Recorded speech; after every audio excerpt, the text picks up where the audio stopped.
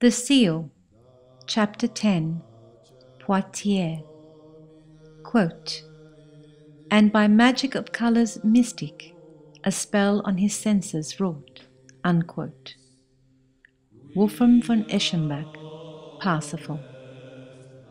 December 1306.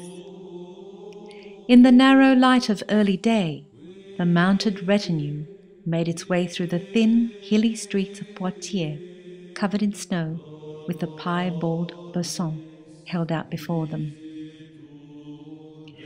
Ahead of Jacques de Molay rode the young Master Sébastien, with his men-at-arms, each carrying a lance, flying a red pennant. On his left, the Master of Civray, and on his right, Etienne. Behind them, the mercenaries, Jourdan, Itérius, and a further 30 knights. On the Grand Master's orders, they did not proceed directly to the monastery of the Franciscans, where the Pope had his home, but diverged into the heart of the city, to the great church of Our Lady. The narrow streets that led to the cobbled square were silent and shadowed. The horses' hoofs upon the snow made a clatter among the sleeping buildings perched high over their heads.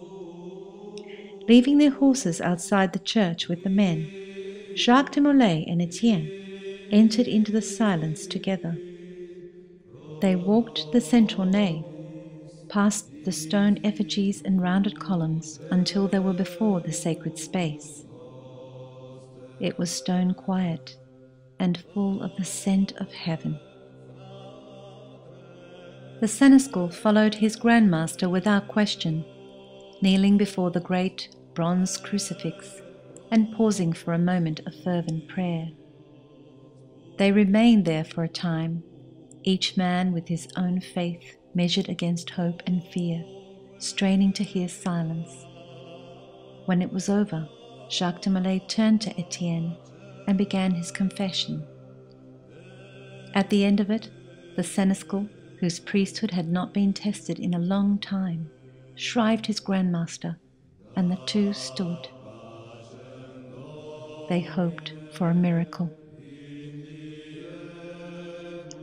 Outside, the sun was hidden behind clouds, and the city began to shrug off its sleep. The retinue continued on its way through the streets to the high point of the city, where the monastery sat opposite the royal palace.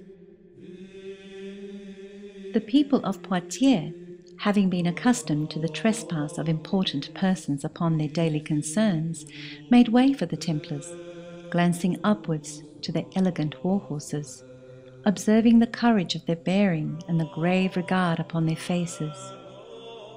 Of a sudden, a shaft of light escaped from behind a cloud, and its reflection on mail, sword, shield, and helmet contrived to cast a spell that momentarily plunged the inhabitants into a mystical reverence. Women fell on their knees, and men opened their mouths in a gasp. So mighty did these men seem to them, and so changed was the air which shook and vibrated and followed in their wake. In that instant, the world held its breath, and the heart of it missed a beat. A gust of wind then swirled over the group, and a red pennant, worked loose from its lance, was taken up into the air and came down over the snow. The people watched it fall. The sun was swallowed by cloud again, and the brilliance died away. The knights, with their horses' tails swishing from this side to that, rounded a corner, and the people were returned to their dullness. It seemed as if for a moment they had lapsed into a deep sleep and had entered heaven, where dwelt the angels of the Lord. Shaking their heads, they each returned to their own miserable existence, but in the heart something had altered and would never be put back. Among these highs and lows, a young boy stepped out onto the street, and taking the red pennant, stuffed it into his dirty shirt, and ran all the way home.